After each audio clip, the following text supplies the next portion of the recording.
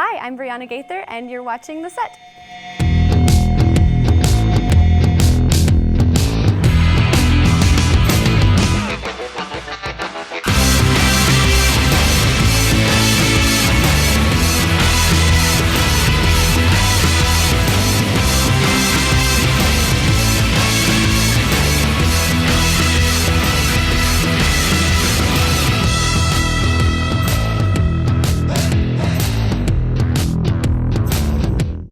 I'm from Edmond, Oklahoma, and I've kind of performed all over. A couple years back with the release of my first album, I toured the Midwest, and at current I've been staying a little more close to home and kind of doing the online musician thing where I don't tour as much, but I invest a lot on online platforms. I first got into music, I think I've always loved music, and I started taking piano lessons at age 5, and I think I started writing music at the same time, but I didn't put those two things together until about age 15. So I was practicing and doing recitals, classically trained piano for about 10 years, and then I was also writing a cappella melodies and a cappella songs for about that amount of time. And around age 15 is when, 15 or 16 is when I started to partner those, and I began performing right away. My favorite place to perform is probably in intimate settings, like a storytelling setting where you have people's attention and they're really wanting to hear stories from you. So a listening room, any space that is real intimate and you feel like you've made a connection with the audience. That's my favorite place to perform.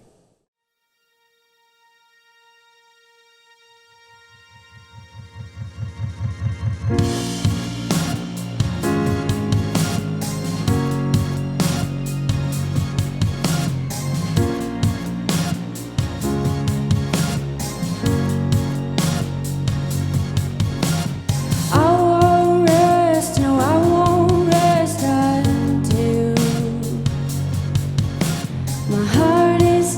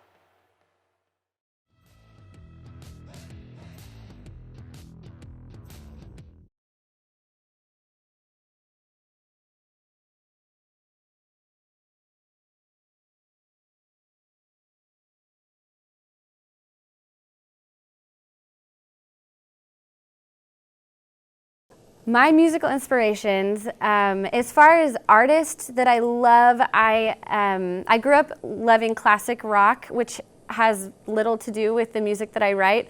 But I'm really inspired, I think, by indie pop vocalists. That's really what I got more into maybe in my college years, like Regina Spektor and Ingrid Michaelson. And I just really wanted to explore that genre and kind of apply my own artistry to it.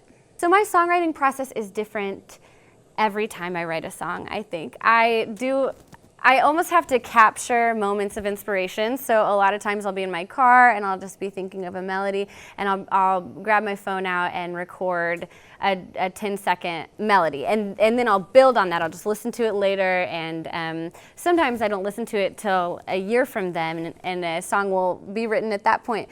But other times it requires a lot of kind of hard work and dedication, sitting down and deciding that I'm going to expend creative energy today, whether I write a song in that time or not. It's just part of practicing, and part of sharpening your craft is the discipline of songwriting. So sometimes it's the melody comes first, and sometimes the instrumentation comes first. But I would say some of my favorite songs were written all at the same time, and I just sat down at the piano and just messed around kind of for a couple hours, and a song came out of it.